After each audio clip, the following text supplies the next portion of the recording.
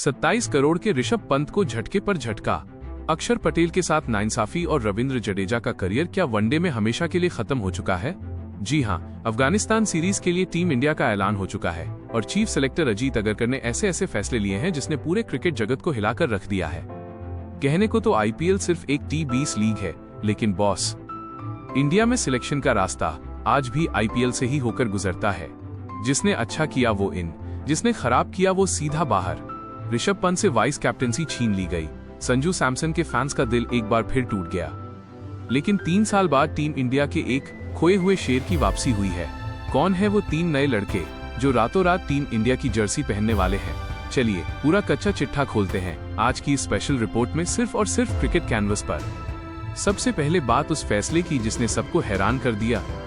ऋषभ पंत, जो वनडे में टीम की रीढ़ माने जा रहे थे, टेस्ट में वाइस कैप्टन थे, उनके लिए ये झटका किसी सदमे से कम नहीं है। खराब फॉर्म और खराब आईपीएल कप्तानी का ऐसा असर हुआ कि पंत को वनडे टीम से सीधा बाहर का रास्ता दिखा दिया गया है।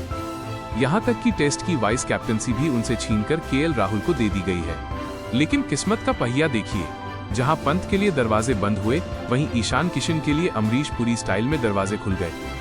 सेंट्रल कॉन्ट्रैक्ट से बाहर होने के बाद ईशान ने सैयद मुश्ताक अली ट्रॉफी में कप्तानी की चैंपियन बनाया, रनों का पहाड़ खड़ा किया और अब 3 साल बाद उनकी वनडे टीम में ग्रैंड एंट्री हुई है। ईशान के आने से टीम को एक बैकअप ओपनर और मिडिल ऑर्डर बल्लेबाज दोनों मिल जाता है। हालांकि इस चक्कर में संजू सैमसन के फैंस को एक बार फिर मायूसी हाथ लगी है, क्योंकि ईशान और संजू में से किसी एक को ही चुना जाना था। अब आते हैं उस मिस्ट्री पर जो मुझे और आपको दोनों को खटक रही है। अक्सर बापू यानी अक्षर पटेल और रविंद्र जडेजा दोनों ही वनडे स्क्वाड से नदारद हैं। अक्षर पटेल ने T20 वर्ल्ड कप और चैंपियंस ट्रॉफी में मैच जिताऊ परफॉर्मेंस दी, फिर भी उन्हें टेस्ट और वनडे दोनों से ड्रॉप कर दिया गया। क्या बीसीसीआई अब 2027 के वनडे वर्ल्ड कप के लिए रविंद्र जडेजा और अक्षर पटेल से आगे सोच रही है?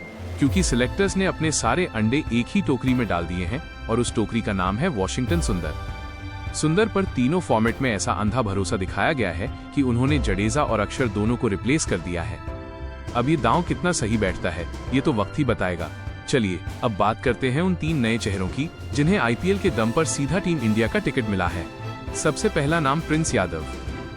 याद है ना, लखनऊ के मेंटर जस्टिन लैंगर से जब पूछा गया था कि शमी मोहसिन और मयंक में से आखिरी ओवर में 10 रन बचाने के लिए किसे चुनेंगे, तो उन्होंने कहा था प्रिंस यादव। सिर्फ 14 लिस्ट ए मैच खेलने वाले प्रिंस का एग्जीक्यूशन गजब का है। दूसरे हैं तेज गेंदबाज गुरनूर ब्रार, जिन्होंने सिर्फ 9 लिस्ट ए मैच खेले हैं लेकिन अपनी रफ्तार से सिलेक्टर्स को इम्प्रेस किया। और तीसरे हैं सनराइजर्स हैदराबाद के लेफ्ट आर्म स्पिनर हर्ष दुबे। इन तीनों नए लड़कों को वनडे स्क्वाड में शामिल करके सिलेक्टर्स ने साफ कर दिया है कि वो अब फ्यूचर की टीम तैयार कर रहे हैं। चूंकि अफगानिस्तान के खिलाफ टेस्ट सीरीज बहुत बड़ी नहीं है, इसलिए वहां ज्यादा बदलाव नहीं है, लेकिन फिर भी कुछ बड़े नाम हैं। शुभमन गिल टेस्ट के कप्तान हैं। यशस्वी जायसवाल, जो वनडे में नहीं है, वो टेस्ट खेलेंगे। देवदत्त पडिक्कल को एंट्री मिली है और साई सुदर्शन पर भरोसा बरकरार है। मानव सुथार और ध्रुव जुरेल भी टेस्ट स्क्वाड का हिस्सा हैं। रही बात रोहित शर्मा और हार्दिक पांड्या की, तो बॉस, दोनों को वनडे टीम में चुना तो गया है, लेकिन बीसीसीआई ने साफ कहा है कि इन्हें खिलाने का फैसला इनकी फिटनेस को देखकर लिया जाएगा। यानी दोनों खेलेंगे या नहीं, इस पर अभी भी सस्पेंस है। तो भाइयों, ये थी अफगानिस्तान सीरीज के लिए इंडिया की नई नवेली टीम। श्रेयस अय्यर की वाइस कैप्टनसी में वापसी हुई है। केएल राहुल टेस्ट के नए उपकप्तान हैं और ऋषभ पंत फिलहाल रेस से बाहर है। अब आप लोग मुझे कमेंट करके बताइए, इस पूरे सिलेक्शन में आपको सबसे बड़ा झटका कौन सा लगा? अक्षर पटेल का ड्रॉप होना, ऋषभ पंत की वाइस कैप्टनसी जाना, या फिर रविंद्र जडेजा का पत्ता साफ होना? जो भी आपकी राय है कमेंट बॉक्स में लिख डालो। और हाँ, क्रिकेट की ऐसी ही हर इनसाइड स्टोरी के लिए क्रिकेट कैनवस को अभी के अभी सब्सक्राइब करो और बेल आइकन दबाओ।